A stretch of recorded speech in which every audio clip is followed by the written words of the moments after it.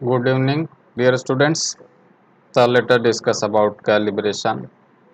आज डिस्कस करेंगे कैलिब्रेशन, हिंदी में इसको बोलते हैं अंशांकन। और इसके बाद डिस्कस करेंगे टाइप्स ऑफ कैलिब्रेशन, कैलिब्रेशन कितने प्रकार के होते हैं। फिर डिस्कस करेंगे characteristics of measuring instruments, basic characteristics, कुछ विशेषताएं होती हैं मेजरिंग इंस्ट्रूमेंट में, उनके बारे में बात करेंगे, जैसे कि accuracy, repeatability, reproducibility, precision, stability. ये सब चीज़ें हैं जो डिस्कस करेंगे इस वीडियो में। तो कैलिब्रेशन क्या है, पहले ये बात करेंगे। What is calibration? Calibration is an act of checking accuracy of a measuring instrument. किसी मापन उपयंत्र की यथार्थता को जांचना, उसको कैलिब्रेशन कहते हैं। मापन उपयंत्र जो मापन कर रहा है वो सही मापन कर रहा है या नहीं, इसको जांचने के लिए हम जो क्रिया करते हैं उसको कहते हैं calibration. It is a process by which we try to check whether there is any error in the measuring instrument or not. Error पता करते हैं कैसे? कंपेयर करके एक स्टैंडर्ड इंस्ट्रूमेंट के साथ में। तो एरर पता करना कैलिब्रेशन का पार्ट है, और दूसरा एरर को रिमूव करना, remove that error, this is the second part. अगर एरर है तो उसको रिमूव करना, ये भी कैलिब्रेशन में ही आता है। तो कैलिब्रेशन में दो क्रियाएं आती हैं, दो काम होते हैं। पहला, एक तो एरर पता किया जाता है कि मेजरिंग इंस्ट्रूमेंट में एरर है कि नहीं, और दूसरा अगर एरर है तो उसको रिमूव किया जाएगा, तब कैलिब्रेशन प्रोसेस जो है कंप्लीट हो जाएगा। So calibration involves two things, one is to check accuracy and find error if there is any, and then remove that error. तो ये होता है कैलिब्रेशन, इसको बोलते हैं कैलिब्रेशन प्रोसेस। तो ये इंस्ट्रूमेंट सही बता रहा है या सही नहीं बता रहा है, ये तब पता चलता है जब हम इसको कैलिब्रेट कराते हैं। कैलिब्रेट चेक करते हैं इसकी एक्यूरेसी, और चेक करते हैं कि ये इंस्ट्रूमेंट में एरर है कि नहीं है, is there is any error और नॉट। अगर एरर है तो एरर को रिमूव भी करेंगे, तो ये कैलिब्रेशन प्रोसेस कहलाएगा। तो इसमें क्या करते हैं हम लोग, ये मीजरिंग इंस्ट्रूमेंट है हमारा, मीजरिंग इंस्ट्रूमेंट जिसको हम कैलिब्रेट करा रहे हैं, इसको कैलिब्रेट करते हैं एक स्टैंडर्ड इंस्ट्रूमेंट के साथ में, जिसकी एक्यूरेसी ज्ञात होती है, और इस पे हमको ट्रस्ट होता है कि ये इंस्ट्रूमेंट जो है ये अच्छी एक्यूरेसी का है, it is of good accuracy. तो क्या करेंगे, सेम राशि को, सेम क्वांटिटी को नापेंगे, इससे भी नापेंगे और इससे भी नापेंगे। तो इसकी एक्यूरेसी अच्छी है, ये कैलिब्रेटेड है ऑलरेडी, ये स्टैंडर्ड इंस्ट्रूमेंट कहलाता है। इसको कभी कभी हम लोग सब स्टैंडर्ड इंस्ट्रूमेंट भी बोलते हैं, सब स्टैंडर्ड इंस्ट्रूमेंट कह सकते हैं कभी कभी। Sometimes we call it standard, sometimes sub standard. तो स्टैंडर्ड इंस्ट्रूमेंट जो होता है, it is accurate, its accuracy is good, it is tested, हमें इस पे ट्रस्ट है, हमें इस पे विश्वास है कि ये सही बताएगा। तो ये मान लीजिए कोई राशि है, इसको नाप रहे हैं, इससे नापेंगे, मान लीजिए इसने 100 बताया, इससे भी नापेंगे वही राशि को, अगर इसने भी 100 बताया, तो क्या होगा कि हमारा जो मेजरिंग इंस्ट्रूमेंट है सेम बता रहा है, इसलिए इसमें कोई एरर नहीं है, देयर इज़ नो एरर, और कैलिब्रेशन प्रोसेस कंप्लीट हो गया पहले स्टेज में ही, because there is no error. अगर ये 90 बताएगा या 110 बताएगा, सपोज ये 90 बताया उसी राशि को, तो क्या होगा, there is error, there is error. तो एरर होगा तो हमको एक तो एरर ज्ञात हो जाएगी, और क्या करेंगे फिर, इसको हम एरर को दूर भी करेंगे। तो ये करेंगे रिमूव, एरर को रिमूव करेंगे, तब कैलिब्रेशन कंप्लीट होगा। अगर ये कम बता दिया तो एरर है, इसने ज़्यादा बता दिया तो भी एरर है, तो भी हम रिमूव करेंगे। तो ये है कैलिब्रेशन। तो we check the accuracy, we check the error, and we try to find out whether there is any error in the instrument, and if there is error we remove that error। तो ये है calibration. Instrument को हम check करते हैं इसमें।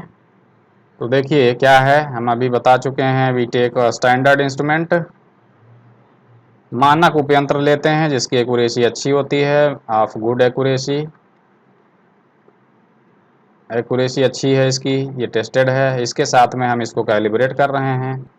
ये हमारा मेजरिंग इंस्ट्रूमेंट है, जिसको कैलिब्रेट कराना है, ये मल्टीमीटर सही बता रहा है कि गलत, कैसे पता चलेगा? जब इसको कैलिब्रेट कराएंगे तो सेम राशि को दोनों से नापेंगे। अगर जितना इस इंस्ट्रूमेंट ने बताया वही ये वैल्यू देगा तो हम कहेंगे ये इंस्ट्रूमेंट ओके है।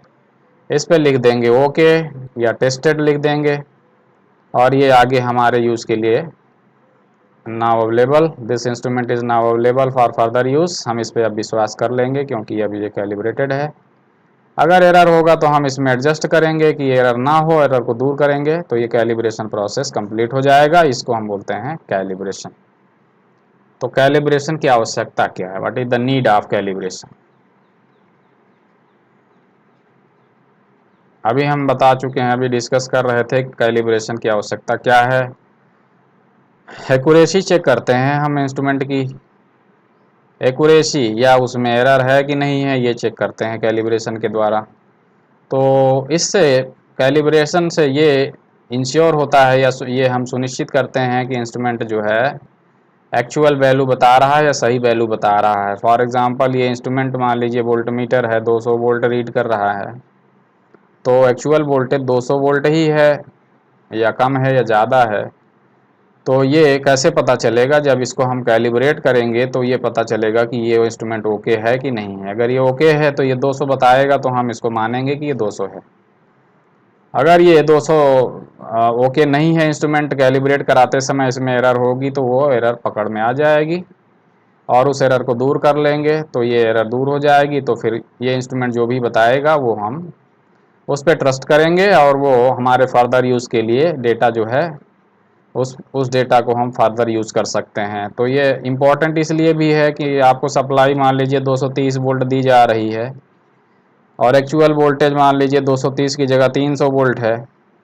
अगर वोल्ट मीटर ख़राब है तो 230 वोल्ट जो सप्लाई आ रही है एक्चुअल में 300 वोल्ट है, तो क्या होगा? आपके बल्ब फ्यूज हो जाएंगे, ख़राब हो जाएंगे, क्योंकि वो 230 वोल्ट के लिए बनाए गए हैं। आपके घरेलू जितने भी उपकरण होंगे वो सब खराब हो जाएंगे। इसलिए ये इंस्ट्रूमेंट प्रॉपर कैलिब्रेट रहना चाहिए, जिससे कि ये इंस्ट्रूमेंट जो बता रहा है वैल्यू सही बताए और ये सप्लाई में कोई कम ज़्यादा वोल्टेज ना हो जितना हम चाह रहे हैं। या मीटर ये जो है 10 एम्पियर नाप रहा है तो करंट का मान 10 एम्पियर ही है, ये हमको विश्वास रहना चाहिए कि करंट 10 एम्पियर ही है, ना कम है ना ज़्यादा है। तो ये तब पता चलेगा जब हम इसको कैलिब्रेट करेंगे, मीटर को कैलिब्रेट करेंगे तो हमको पता चल जाएगा कि ये सही है कि नहीं। यहाँ देखिए कोई फाइनेंशियल मैटर इन्वॉल्व नहीं है, वोल्टेज कम ज़्यादा या करंट कम ज़्यादा होने से हमारा इंस्ट्रूमेंट को लॉस होगा। लेकिन कुछ इंस्ट्रूमेंट होते हैं जहाँ की मेजरमेंट में फाइनेंशियल मैटर इन्वॉल्व होता है। फॉर एग्जांपल एनर्जी मीटर जो होता है आपके घरों में लगा रहता है, उसका यूज़ करते हैं हम लोग। क्या नापता है ये एनर्जी मीटर? किलोवाट आवर नापता है। और 1 किलोवाट आवर को हम लोग क्या बोलते हैं? इसको बोलते हैं 1 यूनिट। और इसी यूनिट के आधार पे ये जो यहाँ रिकॉर्ड होता है, यहाँ पे यूनिट के आधार पे ही इलेक्ट्रिसिटी का जो बिल भेजा जाता है, electricity bill, it is calculated on the basis of unit. तो अगर एनर्जी मीटर सही है तो मान लीजिए हमने 100 यूनिट खर्च किया, 100 यूनिट इलेक्ट्रिसिटी खर्च किया हमने 100 यूनिट और दर्ज हुआ 100 यूनिट, खर्च भी हुआ 100 यूनिट, दर्ज भी हुआ 100 यूनिट, तो कोई एरर नहीं है, नो एरर, कोई एरर नहीं है। अब इसमें कैलकुलेट कैसे होगा? बिजली का बिल कैसे कैलकुलेट होता है? इलेक्ट्रिसिटी बिल कैलकुलेट होता है, एक तो फिक्स चार्ज होता है, एक वेरिएबल चार्ज होता है। तो वेरिएबल चार्ज होता है वो यूनिट के आधार पे होता है। तो यूनिट मान लीजिए एक यूनिट का कॉस्ट है 7 रुपया, तो इसको रुपीज़ में कन्वर्ट करेंगे तो कितना हो जाएगा? 100 यूनिट इंटू 7, 7 रुपये पर यूनिट है, तो कितना आ जाएगा बिल? 700 रुपया। और मान लीजिए 300 रुपया फिक्स चार्ज है, तो आपके ऊपर बिजली का बिल कितना आ जाएगा? 1000।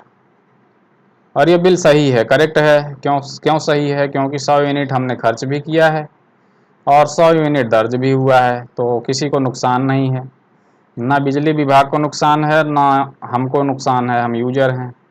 लेकिन अगर ऐसा ना हो करके कुछ और हो जाए, फॉर एग्जांपल इसमें त्रुटि हो जाए, हमने यहाँ पे मैग्नेट लगा दिया और डिस्क की स्पीड को स्लो कर दिया जानबूझ के, और हमने क्या कर दिया? इसको एरर क्रिएट कर दिया।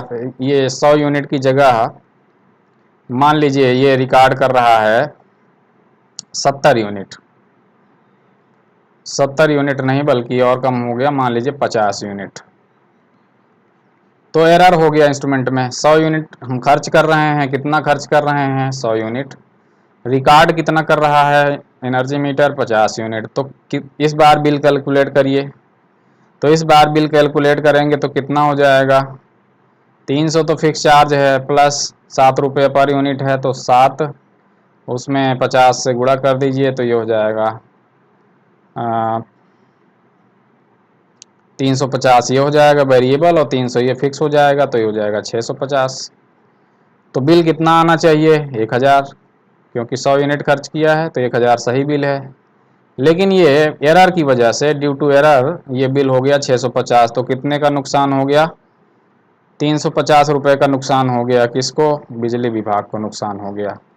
ये तो 1 महीने में नुकसान हो गया, 1 मंथ में।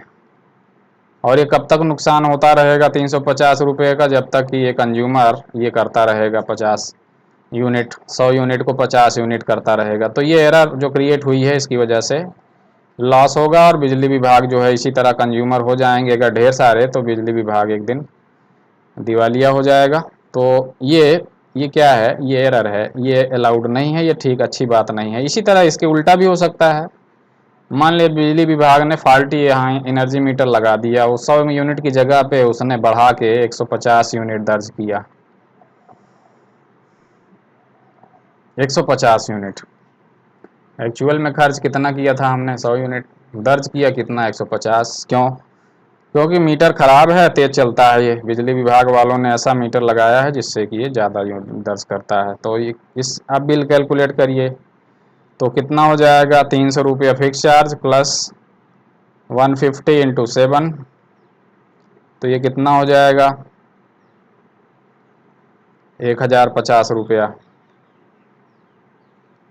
1050 रुपया हो जाएगा इसका, 150 यूनिट का, और 300 ये, तो ये कितना हो जाएगा? 1350। इस बार क्या हो गया?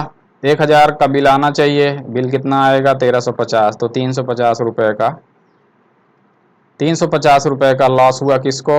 उपभोक्ता को, कंज्यूमर को। तो कंज्यूमर जो है 350 रुपये प्रत्येक महीने, मान लीजिए हम कंज्यूमर हैं तो 350 रुपये प्रति माह एक्स्ट्रा पे कर रहे हैं बिजली विभाग को। क्यों? क्योंकि मीटर फास्ट चल रहा है। तो एरर जो है वो नुकसानदायक है। तो ये कब पता चलेगा कि एरर नहीं है? जब हम इस एनर्जी मीटर को क्या करेंगे? एनर्जी मीटर को कैलिब्रेट कराएंगे। कैलिब्रेट, तो कैलिब्रेट कराएंगे तो क्या करेंगे? इसको एक एनर्जी मीटर के साथ कंपेयर कराएंगे, वो जो नापेगा वो मानेंगे सही है, तो ये पता चल जाएगा कि इस एनर्जी मीटर में एरर है कि नहीं है। Is there any error? Error है तो पकड़ में आ जाएगी, हम एरर को दूर कर लेंगे तो ये कैलिब्रेशन हो जाएगा एनर्जी मीटर का। तो किसी को लॉस नहीं होगा, ना इलेक्ट्रिसिटी डिपार्टमेंट को लॉस होगा और ना हमको लॉस होगा। तो ये सही बताए। इसलिए कैलिब्रेशन इंपॉर्टेंट है कि मेजरिंग इंस्ट्रूमेंट जो वैल्यू बता रहा है हम उसके ऊपर पूर्ण विश्वास कर सकें, ट्रस्ट बना रहे कि ये जो बता रहा है सही बता रहा है। So that is why calibration is very very important. अब कैलिब्रेशन प्रोसेस स्टैंडर्ड जो है, स्टैंडर्ड मानक के आधार पे, on the basis of standard, मानक जो यूज करते हैं कैलिब्रेशन के लिए, हमने अभी बताया कि कंपेयर करेंगे तो किससे करेंगे, तुलना करेंगे तो किससे करेंगे? मानक जो होगा। तो मानक के आधार पर कैलिब्रेशन दो प्रकार का हो सकता है, एक होता है प्राइमरी कैलिब्रेशन, दूसरा होता है सेकेंडरी कैलिब्रेशन। ये मान लीजिए हमारा मेजरिंग इंस्ट्रूमेंट है, इसको हम कैलिब्रेट कराना चाहते हैं। तो हम क्या करेंगे? एक स्टैंडर्ड इंस्ट्रूमेंट लेंगे जिसकी एक्यूरेसी अच्छी होगी और जो टेस्टेड है, इसकी एक्यूरेसी पता है कि बहुत अच्छी है, ये हम टेस्ट कर चुके हैं, या कह सकते हैं कि ये पहले से कैलिब्रेटेड है। तो उसके साथ में हम अपने मेजरिंग इंस्ट्रूमेंट को क्या करेंगे? कैलिब्रेट करेंगे। तो प्राइमरी कैलिब्रेशन कब कहलाएगा? जब ये जो स्टैंडर्ड यूज किया जा रहा है ये प्राइमरी स्टैंडर्ड का हो। Primary standard, we are using primary standard. Primary standard क्या होते हैं? ये जो स्टैंडर्ड होते हैं ज़्यादा एक्यूरेट होते हैं, दे आर मोर एक्यूरेट, इनकी एक्यूरेसी अच्छी होती है, इन पे हम ज़्यादा अच्छा ट्रस्ट कर सकते हैं। ये एक्चुअल वैल्यू को ज़्यादा करीबी से नापते हैं, इसलिए ये प्राइमरी स्टैंडर्ड जो होते हैं जनरली आम आदमी के लिए या कॉमन इंडिविजुअल के लिए उपलब्ध नहीं होते हैं, लेकिन ये ज़्यादा रिलायबल होते हैं और ज़्यादा इनकी एक्यूरेसी अच्छी होती है, इनमें एरर की गुंजाइश कम रहती है। इनके साथ आप कैलिब्रेशन जो करेंगे तो ये ज़्यादा रिलायबल होगा, इस पे ज़्यादा अच्छा ट्रस्ट कर सकेंगे आप, क्योंकि ये अच्छा मानक हमने यूज किया है। This standard is good, this standard is of better quality, better standard. तो ये प्राइमरी कैलिब्रेशन कहलाता है। तो इसके साथ करेंगे, प्राइमरी स्टैंडर्ड के साथ में इंस्ट्रूमेंट को, तो कहलाएगा प्राइमरी कैलिब्रेशन। तो कैसे करेंगे, प्रक्रिया क्या है, हमने बताया इंस्ट्रूमेंट को और इसको दोनों को नापेंगे, क्वांटिटी जो है नापेंगे दोनों से, हम क्वांटिटी को नापेंगे दोनों इंस्ट्रूमेंट से। अगर दोनों ने सेम बताया, मान लीजिए 100 बताया दोनों ने, इसने भी 100 बताया, इसने भी 100 बताया, तो इसमें कोई एरर नहीं है, no error, calibration is over. यहीं से पहले स्टेज में कैलिब्रेशन खत्म हो गया। ये इंस्ट्रूमेंट पे इस पे लिख देंगे ओके या टेस्टेड, और ये आगे यूज करने के लिए now this instrument is available for further use. अब आप इसको स्टैंडर्ड के रूप में भी यूज कर सकते हैं, क्योंकि ये टेस्ट हो चुका है इसमें। अब इसको स्टैंडर्ड के रूप में जब यूज करेंगे तो इसके साथ जो कैलिब्रेशन कराएंगे उसको कहेंगे सेकेंडरी कैलिब्रेशन। बहुत क्लियर रहना चाहिए कि ये प्राइमरी कैलिब्रेशन जो हुआ, इसमें जो स्टैंडर्ड ये जो कैलिब्रेशन हुआ इंस्ट्रूमेंट का, अभी ये ओके है, now this is okay, now this is tested, now we can rely on this instrument. इसके साथ अब जो कैलिब्रेशन होंगे वो कहलाएंगे सेकेंडरी कैलिब्रेशन। तो आप इसको इंस्ट्रूमेंट को यूज भी कर सकते हैं, मापन के लिए भी और कैलिब्रेशन के लिए भी यूज कर सकते हैं, तो उसको हम कहेंगे सेकेंडरी कैलिब्रेशन। तो कोई एरर नहीं है तो इंस्ट्रूमेंट यूज करेंगे। अगर एरर है, कम बताया तो इसमें एडजस्टमेंट करेंगे, बढ़ाएंगे। अगर एरर है और ज़्यादा बताया तो भी हम एडजस्टमेंट करेंगे, इसको घटाएंगे। तो ये कैलिब्रेशन प्रोसेस कंप्लीट हो जाएगा जब एरर पता चल जाएगा, और एरर को दूर भी कर देंगे। तो मैंने बताया दो क्रियाएं इन्वॉल्व हैं, one is to find the error and second is to remove that error, remove the error. तो ये कहलाता है प्राइमरी कैलिब्रेशन। तो सेकेंडरी कैलिब्रेशन क्या है, सेकेंडरी कैलिब्रेशन में क्या करेंगे, देखिए अभी हम डिस्कस कर रहे थे। सेकेंडरी कैलिब्रेशन में क्या करेंगे, देखिए सेकेंडरी कैलिब्रेशन में इस बार मान लीजिए कि ये प्राइमरी कैलिब्रेशन इसका हो चुका है इसका, तो ये क्या करेंगे, अब इसको स्टैंडर्ड के रूप में यूज कर सकते हैं।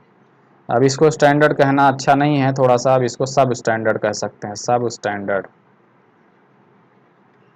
स्टैंडर्ड ही है बट प्राइमरी वाला स्टैंडर्ड से थोड़ा सा उसके साथ कैलिब्रेट हुआ है। अब इसको स्टैंडर्ड मान लेंगे। अब ये मान लीजिए मेजरिंग इंस्ट्रूमेंट है, now this is measuring instrument,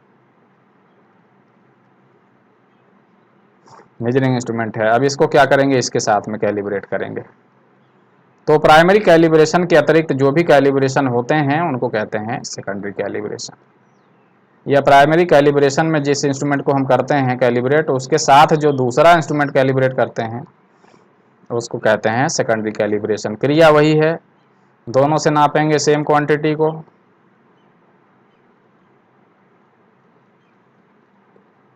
same quantity को नापेंगे दोनों से। अगर दोनों ने सेम वैल्यू बताया, 600 उसने बताया 600 इसने बताया, तो कोई एरर नहीं है, no error, no error, calibration is over. अब इस इंस्ट्रूमेंट को ले जाइए, आप यूज़ करिए, यहाँ लिख दीजिए ओके टेस्टेड, या आप चाहें इसको अभी स्टैंडर्ड के रूप में यूज कर सकते हैं, सब स्टैंडर्ड के रूप में, तो ये भी कहलाएगा सेकेंडरी कैलिब्रेशन। इसको भी यूज कर सकते हैं, वो भी सेकेंडरी कैलिब्रेशन ही कहलाएगा। अगर इसने मान लीजिए स्टैंडर्ड इंस्ट्रूमेंट ये है 600 बताया और इसने बताया 590, तो इसमें एरर है, देयर इज एरर, कम बता रहा है 10, तो इसको क्या करेंगे, बढ़ाएंगे, एडजस्टमेंट करेंगे, बढ़ाएंगे। या इसने बताया 610 बताया तो ज़्यादा बता रहा है 10 वैल्यू, तो ये क्या करेंगे, घटाएंगे, 10 वैल्यू कम करेंगे, तब तक घटाएंगे जब तक 609 वैल्यू रीड करे। तो यानी एरर को दूर कर देंगे। इसके बाद फिर इसको यूज़ करने के लिए भेज देंगे, ओके लिख देंगे, टेस्टेड लिख देंगे। अब ये इंस्ट्रूमेंट यूज़ के लिए अवेलेबल है। तो ये होता है प्राइमरी कैलिब्रेशन और सेकेंडरी कैलिब्रेशन। तो देखिए प्राइमरी कैलिब्रेशन सेकेंडरी कैलिब्रेशन का एक्चुअल में कैसे करते हैं। ये मान लीजिए लोड है, ये है स्टैंडर्ड, प्राइमरी स्टैंडर्ड का वाट मीटर है। प्राइमरी स्टैंडर्ड का वाट मीटर नंबर 1 है। ये है इंस्ट्रूमेंट है, measuring instrument. This is measuring instrument,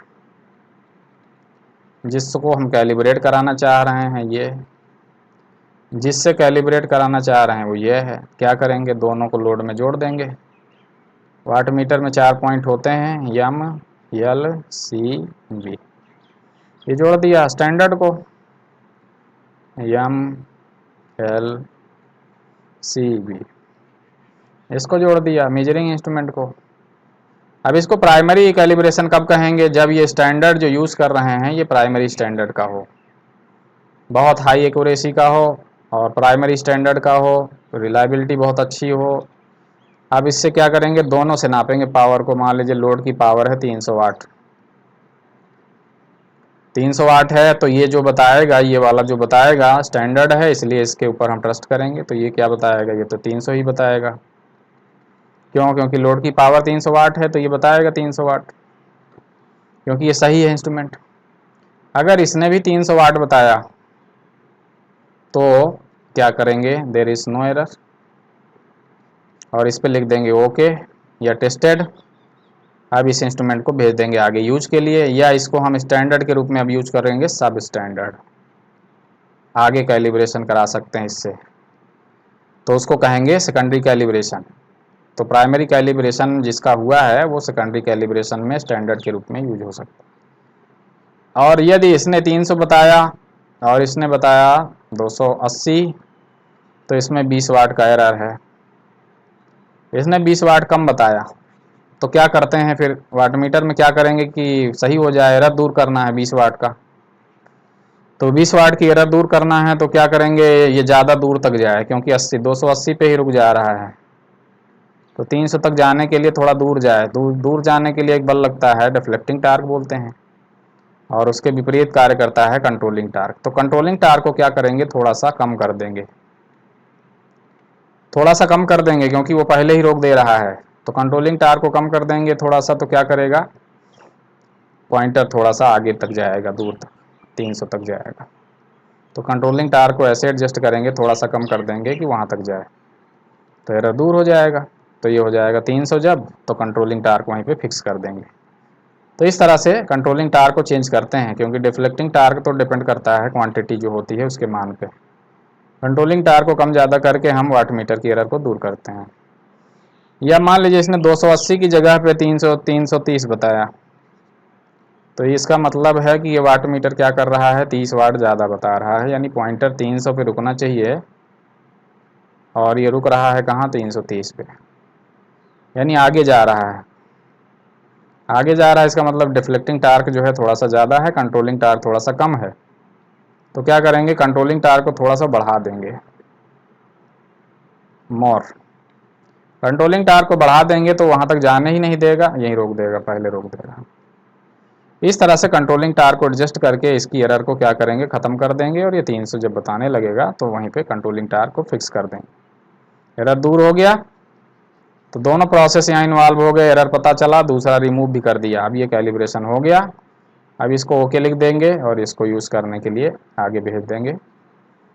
ये अब इस इंस्ट्रूमेंट पे हम पूरा ट्रस्ट कर सकते हैं, ट्रस्ट बन गया अब इस पे कि ये सही है ना, इट इज़ ओके। अब ये जो नापेगा सही नापेगा, क्योंकि ये कैलिब्रेट हो चुका है प्राइमरी स्टैंडर्ड के इंस्ट्रूमेंट के साथ में, और इस पर विश्वसनीयता ज़्यादा रहेगी। अब अगर ये इस वाट मीटर को हम यूज करेंगे आगे स्टैंडर्ड के रूप में, तो वो जो कैलिब्रेशन होगा उसको कहेंगे सेकेंडरी कैलिब्रेशन। सेकेंडरी कैलिब्रेशन क्या होगा, अभी हम डिस्कस कर चुके हैं। प्राइमरी कैलिब्रेशन से जो भी कैलिब्रेशन होते हैं उसके बाद जो कैलिब्रेशन होता है उनसे, उसको कहते हैं सेकेंडरी कैलिब्रेशन। प्रोसेस वही है, सब कुछ वही है। दूसरा होता है कैलिब्रेशन को, दो कैलिब्रेशन को क्लासिफाई करने का दूसरा तरीका है। एक होता है डायरेक्ट कैलिब्रेशन और दूसरा होता है इनडायरेक्ट कैलिब्रेशन। तो ये किस आधार पे क्लासिफिकेशन है, ये प्रोसीजर के आधार पे है, on the basis of procedure, प्रक्रिया के आधार पे, करने के आधार पे, क्रिया के आधार पे। कैलिब्रेशन दो प्रकार का हो सकता है, डायरेक्ट कैलिब्रेशन, इनडायरेक्ट कैलिब्रेशन। पहले डायरेक्ट कैलिब्रेशन को समझिए। इसमें जो मानक यूज करते हैं अलग अलग तरीके से यूज करते हैं। जैसे डायरेक्ट कैलिब्रेशन में क्या करते हैं, ये जो मानक है तो उसको मानक के लिए कोई इंस्ट्रूमेंट यूज नहीं करते हैं, बल्कि क्या करते हैं, एक सोर्स जनरेटर होता है जो सोर्स जनरेट करता है। स्टैंडर्ड जनरेटर कह सकते हैं, स्टैंडर्ड जनरेटर, या इसको कहते हैं कभी कभी सोर्स जनरेटर। सोर्स जनरेटर, इसको क्या करते हैं, इससे हम स्टैंडर्ड को जनरेट करते हैं। मान लीजिए हमको एक 100 वाट का वाट मीटर, 100 वाट मीटर से नपवाना है 100 वाट को। दूसरा हमने ले लिया वाट मीटर, मान लीजिए वाट मीटर। तो स्टैंडर्ड जनरेटर से 100 वाट हम जनरेट करेंगे। तो 100 वाट जनरेट किया स्टैंडर्ड जनरेटर से, तो ये हम इस पे ट्रस्ट करेंगे कि ये 100 वाट जनरेट कर रहा है। अब वाट मीटर अगर 100 वाट नापेगा तो कैलिब्रेशन पूरा हो जाएगा। कैलिब्रेशन पूरा हो जाएगा, कंपेयर करेगा, वो कंपेरिजन होगा। इसने भी अगर 100 वाट नापा, वाट मीटर ने भी, तो कैलिब्रेशन पूरा हो गया। अब इस पे लिख देंगे ओके और आगे यूज के लिए भेज देंगे। और अगर इसमें एरर है तो एरर पकड़ में आ जाएगी। फ़र्क ये है कि हमने यहाँ पे वाट मीटर का जो कैलिब्रेशन किया, किसके साथ किया, वाट मीटर के साथ नहीं किया, वाट मीटर के साथ नहीं किया, बल्कि किसके साथ किया, स्टैंडर्ड जनरेटर के साथ किया, सोर्स जनरेटर के साथ किया, जो कि वाट मीटर नहीं है। तो स्टैंडर्ड जनरेटर या सोर्स जनरेटर क्या होता है, इसका एग्जांपल देखिए। यहाँ पे हमने वाट मीटर को बल्ब के साथ कम कैलिब्रेट किया। ये बल्ब है, कितने वाट का है, 100 वाट का। अब इस पे लिखा है 230 वोल्ट। तो इस बल्ब में जब 230 वोल्ट देंगे तो 100 वाट की पावर खर्च होगी। अब इस पावर को नापेंगे वाट मीटर से, अगर वो भी 100 वाट बताएगा तो वाट मीटर जो है ओके है। और अगर वाट मीटर 100 वाट ना बता करके उस पावर को बता रहा है 90 वाट, तो इसका मतलब वाट मीटर 10 वाट कम बता रहा है। उसको दूर करेंगे एरर को। और इसने वाट मीटर ने अगर बताया 110 वाट तो भी एरर है, उसको दूर करेंगे, क्योंकि बल्ब पे लिखा है 100 वाट, 230 वोल्ट, तो 230 वोल्ट देने पे वो 100 वाट जनरेट करेगा, पावर खर्च करेगा। तो वाट मीटर को 100 वाट बताना चाहिए। तो ये है फिलॉसफी। तो ये सोर्स जनरेटर है, ये क्या है, this is source generator, this is source generator, या कह सकते हैं दिस इज स्टैंडर्ड जनरेटर। तो ये कोई वाट मीटर नहीं है, स्टैंडर्ड जनरेट करने के लिए यूज किया है हमने बल्ब को। तो एक सर्किट है, देखिए ये सर्किट में हमने यूज किया है, वाट मीटर का कैलिब्रेशन करा रहे हैं। इसके साथ बल्ब के साथ 3 बल्ब लगे हैं, मान लीजिए 100 वाट के। तो कुल कितनी पावर हो गई लोड की, 300 वाट। अब इसकी सप्लाई देंगे 230 वोल्ट, तो तीनों बल्ब मिलके कितना पावर खर्च करेंगे, 300 वाट। तो सोर्स जनरेटर ने कितना जनरेट किया, सोर्स 300 वाट जनरेट कर दिया। अब उसी पावर को नापेंगे वाट मीटर से, वाट मीटर से नापेंगे उसी पावर को। अगर वाट मीटर ने भी 300 वाट बताया,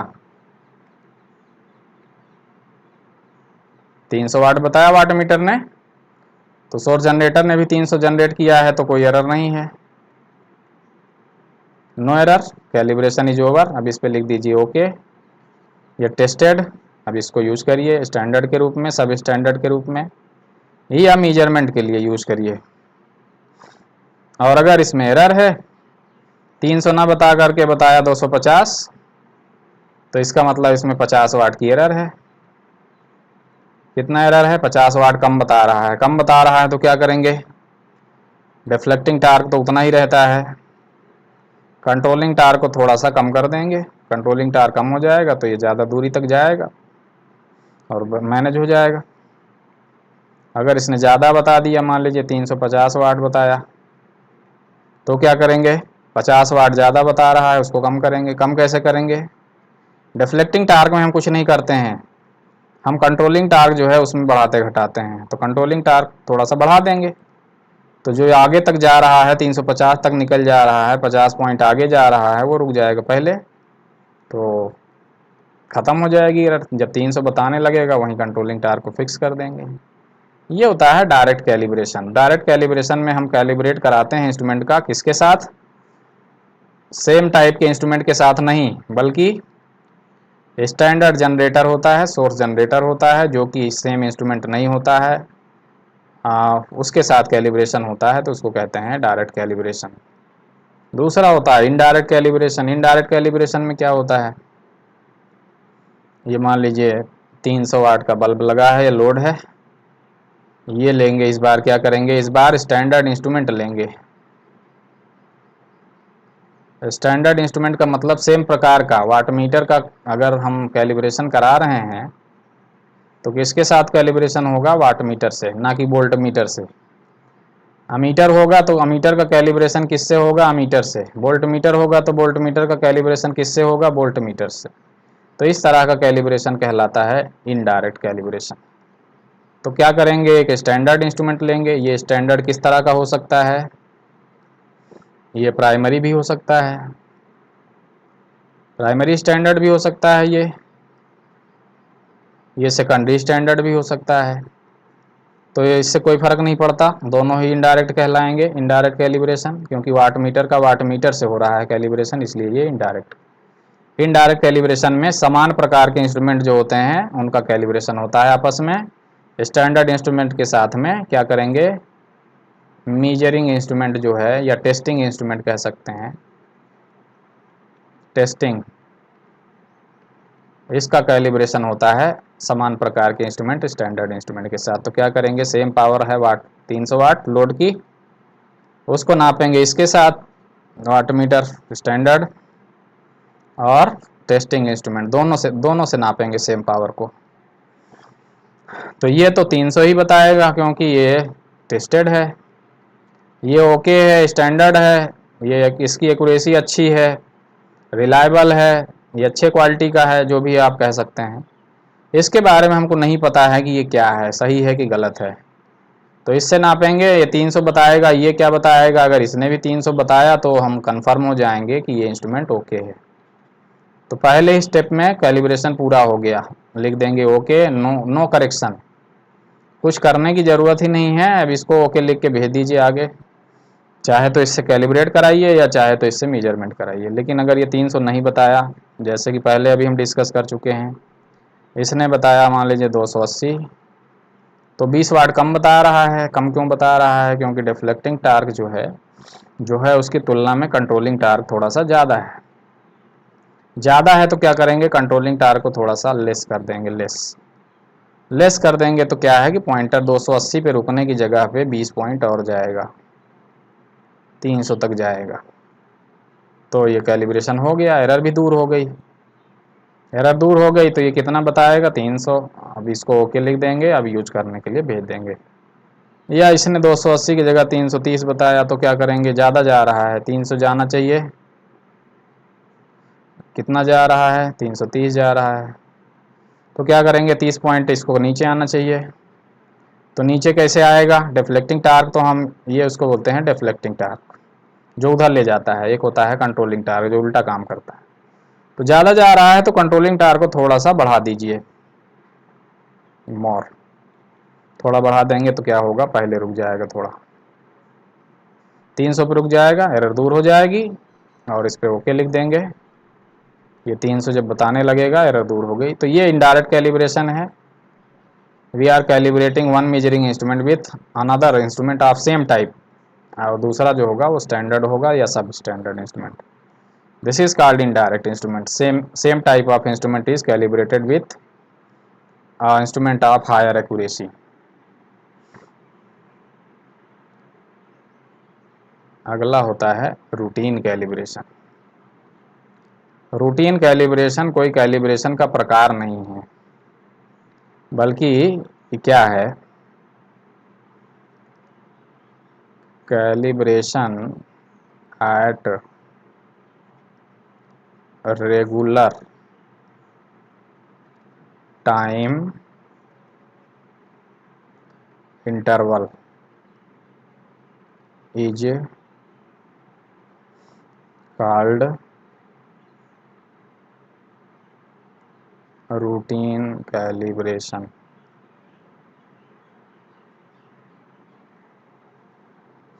नियमित अंतराल पे कैलिब्रेशन कराना जो है उसको कहते हैं routine calibration. Routine calibration direct भी हो सकता है, इनडायरेक्ट भी हो सकता है, प्राइमरी भी हो सकता है, सेकेंडरी भी हो सकता है। तो ये कोई प्रकार नहीं है, बल्कि नियमित अंतराल पे कैलिब्रेशन कराना उसको कहते हैं रूटीन कैलिब्रेशन। कोई क्रिया जो नियमित अंतराल पे होती है या पुनः रिपीट होती है उसको कहते हैं रूटीन। तो routine calibration is not a different type of calibration but calibration at regular time interval. नियमित समय अंतराल पे इंस्ट्रूमेंट का कैलिब्रेशन जो कराना होता है उसको कहते हैं रूटीन कैलिब्रेशन। ये रूटीन कैलिब्रेशन की आवश्यकता क्यों पड़ी? मान लीजिए इस इंस्ट्रूमेंट को हमने कैलिब्रेट करा दिया ये 1 तारीख को, 1 जनवरी 2021 को कैलिब्रेट करा दिया। उसके बाद हम इसको क्या करेंगे? यूज करेंगे, वी यूज इट, नापेंगे। तो नापेंगे तो जिस समय 1 जनवरी 2021 को कैलिब्रेट कराया था उस समय ओके था ये, लेकिन ज़रूरी नहीं है कि हमेशा ओके ही रहे। क्यों? क्योंकि इसमें होते हैं मूविंग पार्ट्स। यहाँ पे फ्रिक्शन जो है, घर्षण होता है, ये बढ़ सकता है बाद में। यहाँ पे स्प्रिंग यूज करते हैं हम कंट्रोलिंग टार्क देने के लिए। ये क्या लगा है? स्प्रिंग लगा है। स्प्रिंग लूज हो सकता है बीच बीच में यूज करते करते। ये मैग्नेट लगा हुआ है यहाँ पे, एक परमानेंट मैग्नेट, हालांकि वाट मीटर में नहीं लगता है लेकिन इस मीटर में लगा होगा। परमानेंट मैग्नेट लगा रहता है। मैग्नेट का मैग्नेटिज्म जो है वो भी स्थायी नहीं है, वो भी लूज हो सकता है, ख़त्म, कमज़ोर हो सकता है समय के साथ साथ। तो इंस्ट्रूमेंट को यूज करते करते उसमें वियर एंड टियर होगा, उसमें पार्ट्स जो हैं वो, उसमें पार्ट्स में प्रॉब्लम्स आ सकती हैं, कमियां आ सकती हैं समय के साथ साथ। तो ये 1 जनवरी 2021 को तो सही था, लेकिन हो सकता है कि 1 अगस्त जो है, 1 अगस्त 2021 तक हो सकता है ये इंस्ट्रूमेंट सही ना रहे। क्यों? क्योंकि इस दौरान यूज करते करते हो सकता है इसमें फ्रिक्शन बढ़ जाए, हो सकता है पॉइंटर यहाँ नीचे जाके घर्षण होने लगे, हो सकता है मैग्नेट यहाँ इसका कमज़ोर हो जाए, हो सकता है कि इसमें स्प्रिंग लूज हो जाए, या हो सकता है इसमें कोई ऑब्जेक्ट टच करने लगे, फ्रिक्शन बढ़ जाए, तो एरर पैदा हो सकती है बाद में भी। तो ये कैसे पता चलेगा? अगर हम इसका रूटीन कैलिब्रेशन कराएंगे तो बीच में अगर इन केस कोई एरर आती है तो वो पकड़ में आ जाएगी। फिर अगर इसका कैलिब्रेशन हम कराएंगे 1 अगस्त 2021 को, अगर इस दौरान कोई एरर इसमें जनरेट हुई है तो ये क्या होगी? पकड़ में आ जाएगी इस बार। और फिर क्या करेंगे? इसका फिर कैलिब्रेशन करवा देंगे 1 जनवरी 2022 को। इस दौरान कोई एरर पैदा होगी तो वो भी पकड़ में आ जाएगी। तो इस तरह से अगर हम नियमित अंतराल पे इसको कैलिब्रेट कराते रहेंगे इंस्ट्रूमेंट को, तो इसमें जो एरर आ सकती है बाद में यूज करते करते, वो एरर की संभावना जो है कम रहेगी और पकड़ में आ जाएगी। तो इससे हमारे इंस्ट्रूमेंट की जो एक्यूरेसी है, एक्यूरेसी बनी रहेगी, एरर ख़त्म रहेगा, रिलायबिलिटी बनी रहेगी, हम इस पे ट्रस्ट बना रहेगा, हमारा इस पे ट्रस्ट रहेगा ये सही है। लेकिन एक बार कैलिब्रेट करा के हम सोचें कि आजीवन, टिल इट्स लाइफ, पूरी लाइफ अगर ये माने कि ये सही रहेगा, तो ये सही नहीं है, it is not okay. So in order to ensure that instrument is okay, its reliability is good, its accuracy is good, and we want to rely on this instrument, then we should calibrate it at regular time interval। Watt meter को यहाँ calibrate किया 1 जनवरी 2021 को, 1 फरवरी 2021 को करा लीजिए, 1 मार्च करवा लीजिए। हर महीने की 1 तारीख को करवाते रहेंगे तो जितना कम समय में कैलिब्रेट करवाएंगे उतना इसका जो ट्रस्ट रहेगा इस पे आपका उतना अच्छा रहेगा, और इंस्ट्रूमेंट जो है उतना ज़्यादा रिलायबल होगा। तो कैलिब्रेट में रूटीन जो है फिक्स करने का तरीका क्या है कि आप कितने कितने दिन पे रूटीन कैलिब्रेशन कराएंगे। 1 मंथ भी हो सकता है रूटीन, 1 वीक भी हो सकता है, 1 वीक, या 6 मंथ हो सकता है रूटीन, या 1 ईयर हो सकता है, या 2 ईयर हो सकता है, या 10 ईयर हो सकता है। ये डिपेंड करता है कि आप कितना मीज़रमेंट आपके लिए इम्पॉर्टेंट है, how important measurement is for you.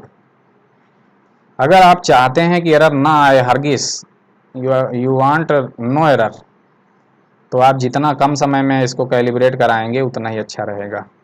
और जितने ज़्यादा समय में 10 साल में कैलिब्रेट कराएंगे तो ये कोई विश्वास नहीं है कि अगले ही दिन एरर जनरेट हो सकती है इंस्ट्रूमेंट में, नेक्स्ट डे। इसलिए रूटीन बना दीजिए, एक एक तारीख को इसको हर महीने कराएंगे, इसको हर महीने की 3 तारीख को कराएंगे, वोल्ट मीटर को हर महीने की 8 तारीख को कराएंगे, एनर्जी मीटर को 11 तारीख को कराएंगे। इस तरह से रूटीन बना दीजिए तो ये कैलिब्रेशन कहलाता है। रूटीन कैलिब्रेशन, नियमित अंतराल पे कैलिब्रेशन कराना जो है वो रूटीन कैलिब्रेशन होता है। इससे इंस्ट्रूमेंट की रिलायबिलिटी बनी रहती है, इस पर ट्रस्ट बना रहता है। इसके बाद कैलिब्रेशन के बाद होता है there are few basic characteristics of measuring instrument. कुछ बेसिक मूलभूत विशेषताएं होती हैं जिनके आधार पर हम इंस्ट्रूमेंट की क्वालिटी जो है, क्वालिटी, इंस्ट्रूमेंट अच्छी क्वालिटी का है कि इंस्ट्रूमेंट खराब क्वालिटी का है, ये कैसे डिसाइड होगा। ये कुछ गुण होते हैं इंस्ट्रूमेंट में जिनके आधार पर डिसाइड होता है कि इंस्ट्रूमेंट अच्छा है कि खराब है। जैसे कि ये मीटर है, कितने रेंज का है, 0 से 10। ये कितने रेंज का है, ये भी 0 से 10 है। लेकिन हो सकता है कि यह मीटर मार्केट में आपको 100 रुपये का मिल जाए, ये मीटर हो सकता है कि मार्केट में 1000 रुपये का मिले। तो ऐसा क्या है कि एक 100 रुपये का है और एक 1000, क्योंकि इनकी क्वालिटीज़ अलग अलग हैं। दोनों की क्वालिटी अलग अलग हैं, दोनों की विशेषताएं अलग अलग हैं, दोनों के ऊपर विश्वास आपका अलग अलग हो सकता है कि दोनों की जो क्वालिटी ऑफ मेजरमेंट है वो अलग अलग है। तो कौन से क्वालिटीज़ होती हैं जो देखी जाती हैं, पहला है accuracy. Accuracy, ability of a measuring instrument to measure true value. मैंने आपको किसी वीडियो में बताया था कि एक होता है ट्रू वैल्यू। ट्रू वैल्यू, उसको एक्चुअल वैल्यू भी कहते हैं, उसको रियल वैल्यू भी कहते हैं, ये सब नाम हैं इनके। तो ये क्या होता है, राशि का एक्चुअल मान होता है, एक्चुअल। मान लीजिए ये तार है, वायर है, वायर, इस वायर में करंट बह रही है, मान लीजिए 8 एम्पियर। तो ये करंट 8 एम्पियर है वायर में। अब इसको नापेंगे दो इंस्ट्रूमेंट से, एक ये है, दूसरा ये है। ये इंस्ट्रूमेंट नापता है, इंस्ट्रूमेंट नंबर 1 नापता है इस करंट को, मान लीजिए 7.5 एम्पियर नापता है। इंस्ट्रूमेंट नंबर 2 नापता है, इंस्ट्रूमेंट नंबर 2 नापता है उसको 7.9 एम्पियर। तो आप कौन से इंस्ट्रूमेंट जो है उसको बेहतर मानेंगे, इंस्ट्रूमेंट नंबर 2 को बेहतर मानेंगे। और इंस्ट्रूमेंट नंबर 2 जो बेहतर है ये हो सकता है कि कॉस्टली भी हो सकता है, ये थोड़ा सा चीप हो सकता है। तो ये चीप और कॉस्टली ज़्यादा यहाँ हम इम्पोर्टेंट उस नहीं है, उस पर हम ज़्यादा फोकस नहीं करना चाहते हैं, हम देखना क्या चाह रहे हैं। यहाँ एक्यूरेसी दोनों की अलग अलग है। Instrument number 2 is more accurate, instrument number 1 is less accurate. तो ability to measure true value, true value क्या है, 8 एम्पियर है। तो 8 एम्पियर को सही सही नापने की क्षमता किस में ज़्यादा है, 2 नंबर में। एक नंबर में कम है, इसमें 0.5 एम्पियर कम बता रहा है, ये 0.1 एम्पियर कम बता रहा है। लेकिन क्लोज कौन है, ये है। ट्रू वैल्यू के क्लोज जो है वो एक्यूरेट ज़्यादा है। So this instrument is more accurate and this instrument is less accurate, this is more accurate. तो ये होती है एक्यूरेसी, वास्तविक मान के निकट नापने की जो क्षमता होती है इंस्ट्रूमेंट की, उसको कहते हैं एक्यूरेसी। जैसे कि अगर ये 8 एम्पियर नापता, ये नापता 7.9 एम्पियर, तो कौन ज़्यादा एक्यूरेट होता, इंस्ट्रूमेंट नंबर 2। इसकी एक्यूरेसी बहुत अच्छी है, full, better, perfect, because it measures actual value. तो ये एक्यूरेसी कहलाता है, ability to measure true value. जिसकी एक्यूरेसी अच्छी होगी उसमें एरर कम होगा, एरर लेस। यहाँ क्या है, एरर मोर।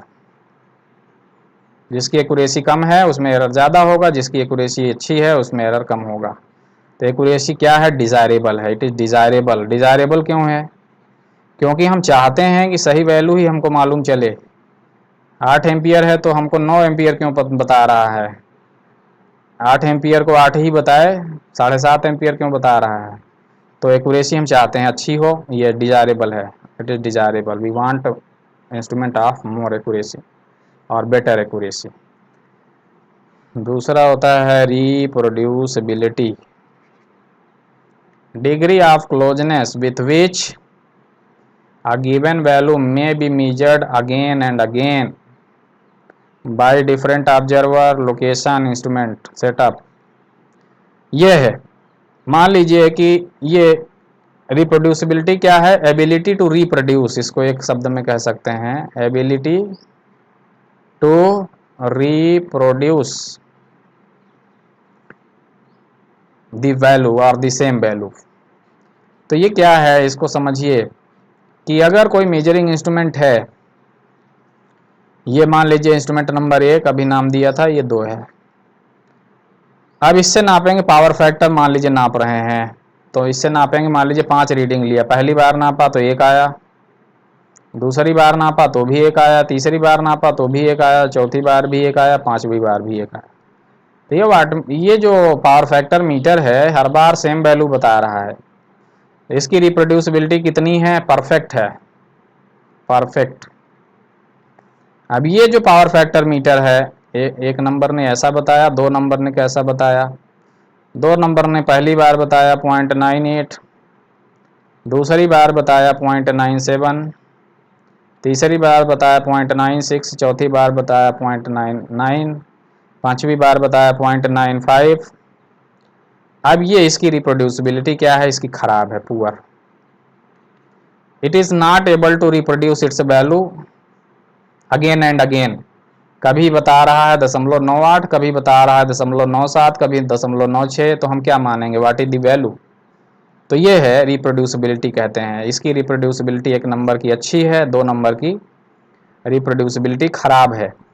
तो रिप्रोड्यूसिबिलिटी क्या है कि अगर हम वैल्यू नापें इससे, इंस्ट्रूमेंट से, अलग अलग लोकेशन पे, अलग अलग जगह पे, अलग अलग ऑब्जर्वर द्वारा, और इंस्ट्रूमेंट का पैनल भी चेंज कर दें, फिर भी ये वैल्यू अगर सेम दे रहा है, रिपीट कर रहा है उसी मान को बार बार, तो इसकी रिप्रोड्यूसिबिलिटी कहते हैं कि अच्छी है। ये डिज़ायरेबल क्वालिटी है, ये अच्छी क्वालिटी मानी जाती है। इससे हमको ये डिसाइड करने में आसानी रहती है कि वैल्यू एक्चुअल में कितनी है। लेकिन अगर ये वैल्यू चेंज कर रहा है, ऑब्जर्वर ए ने लिया तो इतना आया, ऑब्जर्वर बी ने लिया तो इतना आया, जगह बदल दिया तो इतना आया, किसी और दिन रीडिंग लिया तो इतना आया, फिर इस तरह से वैरी कर रहा है, तो हम यहाँ डिसाइड करने में मुश्किल होगा कि एक्चुअल में वैल्यू कितना है, पावर फैक्टर का मान एक्चुअल में कितना है। तो ये रिप्रोड्यूसिबिलिटी अच्छी होनी चाहिए। तो जितना अच्छा रिपीट करेगा, अपने वैल्यू को रिप्रोड्यूस करेगा, उसकी रिप्रोड्यूसिबिलिटी उतनी अच्छी होगी। फ़र्क ये है कि ऑब्जर्वर भी अलग रहेगा, लोकेशन भी चेंज हो सकती है, पैनल भी चेंज हो सकता है, समय भी बदल सकता है, काफ़ी समय बाद भी रीडिंग ले सकते हैं, तो भी वो वैल्यू रिपीट करेगा, तो रिप्रोड्यूसिबिलिटी अच्छी होगी। तो रिप्रोड्यूसिबिलिटी अच्छी हो तो ज़रूरी नहीं एक्यूरेसी भी अच्छी हो। जैसे कि फॉर एग्जांपल मैं आपको एक एग्जांपल दे रहा हूँ। मान लीजिए इस बार दूसरा एग्जांपल ले रहे हैं। इस बार मान लीजिए दिस इज़ 1, दिस इज़ 2। मान लीजिए कि इसमें पहली बार नापा 0.95 आया, दूसरी बार नापा 0.95, तीसरी बार 0.95, चौथी बार 0.95, पाँचवीं बार 0.95, हर बार उतना आ रहा है। तो रिप्रोड्यूसिबिलिटी तो बहुत अच्छी है, परफेक्ट है। इसका देखिए 2 नंबर का, पहली बार आया 0.98, दूसरी बार 0.99, तीसरी बार मान लीजिए 0.99 फिर आया, चौथी बार 0.97 आया, पाँचवीं बार आया 0.98। अब मान लीजिए एक्चुअल वैल्यू है 1 है, पावर फैक्टर का मान, एक्चुअल वैल्यू या ट्रू वैल्यू कितना है, मान लीजिए 1 है, 1। तो कौन ज़्यादा क्लोज नाप रहा है, जाहिर है कि 2 नंबर ज़्यादा क्लोज नाप रहा है, 1 के ज़्यादा नज़दीक है ये। 1 नंबर जो है 1 से ज़्यादा दूर है। इसमें कितना फ़र्क है, 0.05 का फ़र्क है, जबकि इसमें एवरेज लेंगे तो बहुत ज़्यादा फ़र्क नहीं है। तो देखिए रिप्रोड्यूसिबिलिटी किसकी अच्छी है, रिप्रोड्यूसिबिलिटी अच्छी है 1 नंबर की। एक्यूरेसी किसकी अच्छी है, एक्यूरेसी है 2 नंबर की अच्छी है। तो कोई इंस्ट्रूमेंट ज़्यादा अच्छा एक्यूरेट है तो इसका ये मतलब नहीं है कि उसकी रिप्रोड्यूसिबिलिटी भी अच्छी होगी।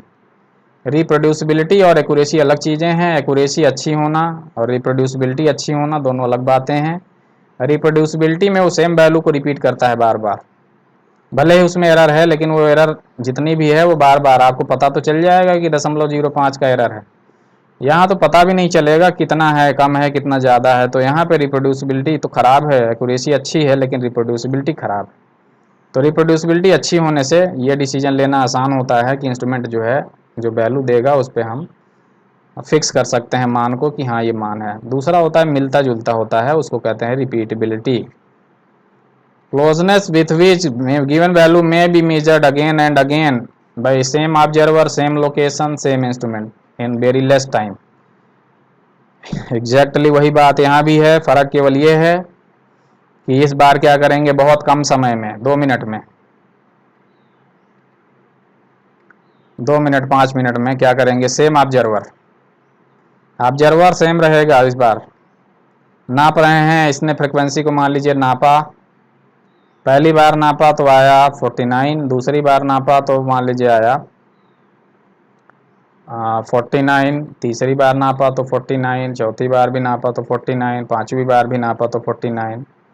तो repeatability is excellent, good, perfect repeatability, repeat कर रहा है उसी मान को बार बार।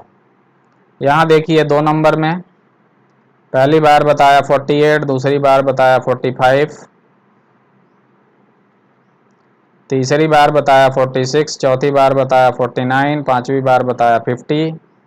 इस प्रकार से देखिए यहाँ पे रिप्रोड्यूसिबिलिटी क्या है, पुअर है, पुअर, नॉट रिप्रोड्यूसिबिलिटी, रिपीटेबिलिटी। तो रिप्रोड्यूसिबिलिटी और रिपीटेबिलिटी सेम चीज़ें हैं, लेकिन फ़र्क ये है कि रिपीटेबिलिटी में क्या है, it repeat it's value again and again in A short time interval by same observer, same location, same panel, same setup, सब कुछ सेम रहता है। अल्प समय में वो वैल्यूज रीड करती हैं, बार बार वैल्यू ले रहे हैं, तो 4 रेटिंग, 5 रेटिंग, 10 रेटिंग लिया, अगर सेम वैल्यू आ रही है तो उसकी रिपीटेबिलिटी अच्छी है, और वैल्यू बदल रही है तो रिपीटेबिलिटी ख़राब है। फ़र्क केवल ये है रिप्रोड्यूसिबिलिटी और इसमें कि यहाँ पे ऑब्जर्वर भी सेम रहता है और पैनल भी सेम है, सप्लाई भी सेम है, वायर भी सेम है, इंस्ट्रूमेंट भी सेम है, सब कुछ सेम है, केवल रीडिंग ली जा रही है बार बार। तो अगर रिपीट करेगा सेम वैल्यू को तो रिपीटेबिलिटी अच्छी है, और उसको वेरिएशन आ रहा है तो रिपीटेबिलिटी ख़राब है। तो यहाँ भी एक्यूरेसी अच्छी होना उससे रिपीटेबिलिटी का कोई लेना देना नहीं है। वही बात है जब जो मैं अभी थोड़ी देर पहले बता रहा हूँ कि ये फ्रिक्वेंसी हो सकता है कि 49 की जगह पे 45 बार बार बताए, 45, 45, 45 अगेन एंड अगेन। तो इसकी रिपीटेबिलिटी अच्छी है, इसकी रिपीटेबिलिटी क्या है, गुड। इसकी रिपीटेबिलिटी क्या है, ख़राब है, जबकि इसकी एक्यूरेसी अच्छी है, इसकी एक्यूरेसी अच्छी है, इसकी एक्यूरेसी क्या है, पुअर है, क्योंकि एक्चुअल वैल्यू क्या है, मान लीजिए 50 हर्ट्स एक्चुअल वैल्यू। तो 50 हर्ट्स के क्लोज कौन है, 50 हर्ट्स के क्लोज ये है 2 नंबर। तो एक्यूरेसी तो अच्छी है बट रिपीटेबिलिटी ख़राब है। इसकी एक्यूरेसी तो ख़राब है लेकिन रिपीटेबिलिटी अच्छी है। तो रिपीटेबिलिटी और एक्यूरेसी जो दोनों अलग चीज़ें हैं। एक्यूरेसी अच्छी होने से रिपीटेबिलिटी ज़रूरी नहीं है कि अच्छी हो। तो रिपीटेबिलिटी भी डिज़ायरेबल है। क्यों? क्योंकि हमको वैल्यू सेलेक्ट करने में या मान फिक्स करने में आसानी रहती है। हम यहाँ क्लियर हैं कि 45 हर्ट्ज से बता रहा है, यहाँ हम क्लियर नहीं है कि ये कितना बता रहा है। अगला होता है precision. It is the measurement of reproducibility of A measuring instrument. Precision क्या है? It is the measurement of reproducibility. अगर किसी इंस्ट्रूमेंट की रिप्रोड्यूसिबिलिटी अच्छी है तो वो उसका प्रिसीजन अच्छा होगा। जैसे 1 नंबर इंस्ट्रूमेंट, 2 नंबर इंस्ट्रूमेंट, मान लीजिए कि एक्चुअल मान है 200 वोल्ट है। 200 वोल्ट क्या है? ये ट्रू वैल्यू है। और हमने लिया 5 रीडिंग। पहली बार बताया 198, दूसरी बार बताया 199, तीसरी बार बताया 199, चौथी बार बताया 198, पांचवी बार बताया 199। तो मतलब वेरिएशन कितना है? बहुत कम है। दूसरा ये हो सकता है इंस्ट्रूमेंट ये नाप रहा है पहली बार 195, दूसरी बार 194, तीसरी बार 196, चौथी बार 197, पांचवी बार 199। तो इसका प्रेसिजन क्या है? पुअर है। इसका प्रेसिजन क्या है? गुड है। तो क्या है, अगर रिप्रोड्यूस कर रहा है वैल्यू को बार बार तो उसका प्रेसिजन जो होता है वो अच्छा माना जाता है। तो इसका प्रेसिजन अच्छा है, इट्स प्रेसिजन इज गुड। तो यहाँ भी वही बात है जो हम बता रहे थे कि एक्यूरेसी अच्छी होगी तो प्रेसिजन भी अच्छा होगा, ये आवश्यक नहीं है। जैसे कि फॉर एग्जांपल एक्चुअल वैल्यू कितना है हमने बताया 200। ये जो है पहला इंस्ट्रूमेंट नाप रहा है, मान लीजिए 195 नाप रहा है बार बार, तो इसका प्रेसिजन जो है बहुत अच्छा है, गुड। लेकिन एक्यूरेसी खराब है क्योंकि ये 200 नापना चाहिए 195 नाप रहा है, तो कितना एरर है 5 का। इसमें 5 का एरर तो एक ही बार आया है, एक बार 94 आया है, बाकी तो ज़्यादातर ये 200 के ज़्यादा नज़दीक है, दिस इज़ क्लोज़र। तो इसका प्रेसिजन खराब है लेकिन एक्यूरेसी अच्छी है। तो जिसकी रिप्रोड्यूसिबिलिटी अच्छी होगी उसका प्रेसिजन भी अच्छा होगा, लेकिन ज़रूरी नहीं है कि एक्यूरेसी भी अच्छी हो। एक्यूरेसी अलग बात है, प्रेसिजन अलग बात है, ये भी डिज़ायरेबल होती है, क्वालिटी होती है। क्यों? क्योंकि हम बार बार जब वैल्यू लेंगे, रीडिंग लेंगे बार बार, तो ये प्रेसिजन अगर अच्छा होगा तो ये क्या करेगा, सेम वैल्यू देगा बार बार, बार बार सेम वैल्यू देगा, तो हम कहेंगे प्रेसिजन अच्छा है। अगर वैल्यू में वेरिएशन आएगी तो हम कहेंगे कि प्रेसिजन जो है खराब है। अगला है सेंसिटिविटी, संवेदनशीलता इसको कहते हैं, संवेदनशीलता। Change in the output with respect to change in the input. Input में अगर परिवर्तन करने से आउटपुट में जो परिवर्तन होता है उसी को हम कहते हैं सेंसिटिविटी। अगर इनपुट में थोड़ा परिवर्तन करने से आउटपुट में ज़्यादा परिवर्तन होता है तो उसको कहते हैं मोर सेंसिटिव। मोर सेंसिटिव कब कहेंगे कि इनपुट में थोड़ा परिवर्तन करने से, स्मॉल चेंज, आउटपुट में ज़्यादा परिवर्तन आए, मोर चेंज, तब इंस्ट्रूमेंट कहेंगे मोर सेंसिटिव। अब बात इनपुट में चेंज करें ज़्यादा और आउटपुट में कम हो तो उसको कहेंगे less sensitive. So change in the input which is reflected in the output, that is called sensitivity. If instrument is more sensitive, there is more change in the output. आइए example से देखते हैं 1 2। मान लीजिए करंट है 6 ampere, तो pointer कहाँ है, 6 एम्पियर पे है। ये हम दे यहाँ पे 6 एम्पियर की करंट बह रही है तो 6 एम्पियर दे रहा है। अब हम मान लीजिए करंट को कर दें 7 एम्पियर, 7 एम्पियर करंट को चेंज कर दें और यहाँ पे कोई फर्क ही ना पड़े, नो चेंज, आउटपुट पे दिखा ही नहीं। यहाँ देखिए, यहाँ पे पहले करंट कितनी थी, 6 एम्पियर, हमने करंट को बढ़ा के 6 एम्पियर से कर दिया 6.5 एम्पियर, तो आउटपुट भी बढ़ गया, 6.5 एम्पियर हो गया, तुरंत रिफ्लेक्ट हुआ आउटपुट पे। तो ये इंस्ट्रूमेंट जो होगा ये कहलाएगा मोर सेंसिटिव। ये ज़्यादा सेंसिटिव है क्योंकि इनपुट में हमने थोड़ा भी चेंज किया तो तुरंत आउटपुट पे आ गया। यहाँ हमने इनपुट में चेंज करके 1 एम्पियर बढ़ा भी दिया तो भी आउटपुट पे कोई चेंज नहीं आया, तो this is less sensitive, less sensitive. तो जिस इंस्ट्रूमेंट में ज़्यादा परिवर्तन आएगा इनपुट में चेंज करने से वो इंस्ट्रूमेंट उतना ही ज़्यादा सेंसिटिव होगा। जैसे 6 एम्पियर है, यहाँ पे अगर हमने कर दिया 6.1, तुरंत आउटपुट पे आ गया 6.1, तो ये जो है मोर सेंसिटिव है, ज़्यादा सेंसिटिव है। यहाँ हमने कर दिया 6.1, यहाँ आउटपुट पे अभी भी 6.2 तब भी 6 है, 6.3 तब भी 6 है, 6.4 किया तब भी 6 है, 6.5 किया तब भी 6 है। जब तक इसमें हमने थोड़ा सा बढ़ा के 7.1 किया तब जाके ये वैल्यू बढ़ा थोड़ा सा, तो ये क्या है, लेस सेंसिटिव है। तो हम क्या चाहते हैं, we want more sensitive instrument. इससे ये सेंसिटिव इंस्ट्रूमेंट रहने से ये पता रहे, ये बेनिफिट होता है कि अगर इनपुट राशि में परिवर्तन हो रहा है तो आपको मालूम चल जाएगा तुरंत, तुरंत यहाँ दिखेगा पॉइंटर में, तुरंत इमीडिएटली। अगर सेंसिटिव कम है इंस्ट्रूमेंट, जैसे कि ये है, करंट बढ़ी घटी थोड़ा बहुत तो आपको मालूम ही नहीं चलेगा कि बढ़ी घटी कुछ, तो ये अच्छी बात नहीं है, it is not desirable. So sensitivity should be more. Instrument की सेंसिटिविटी जितनी अच्छी होगी वो इंस्ट्रूमेंट उतना अच्छा माना जाएगा, क्योंकि हमको तुरंत मालूम चल जाएगा कि राशि का मान बदल गया है, चेंज हो गया है।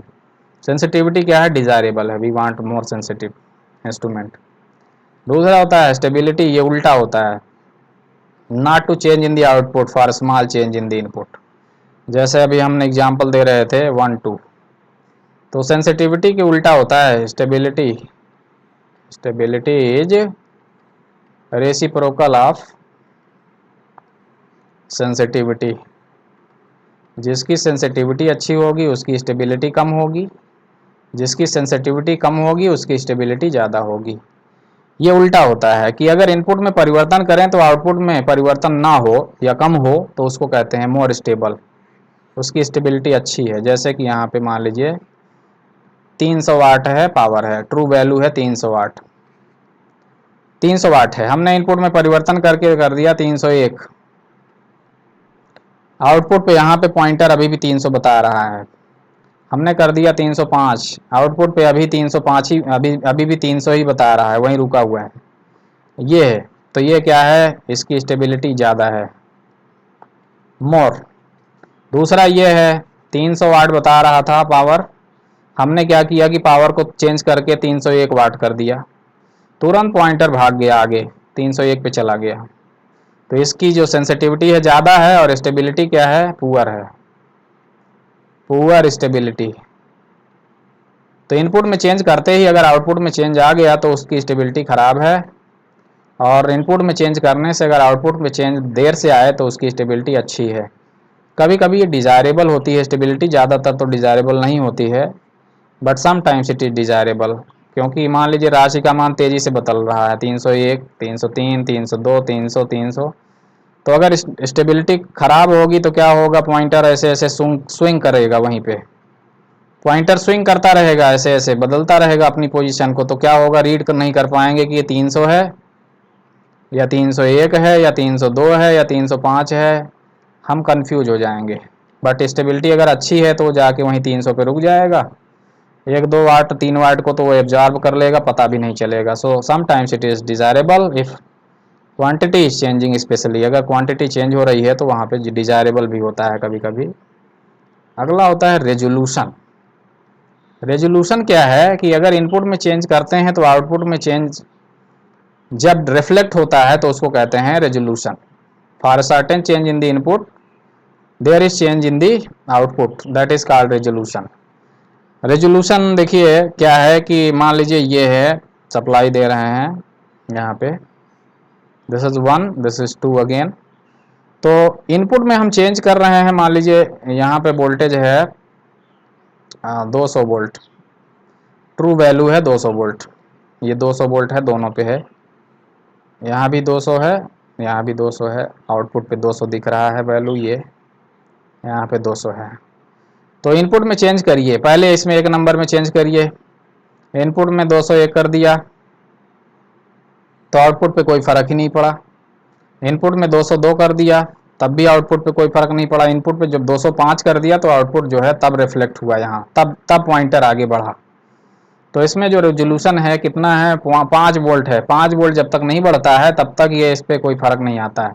यहाँ पे देखिए इस पर 2 नंबर पे, 2 नंबर पे जैसे ही 201 किया तुरंत आउटपुट पे आ गया 201।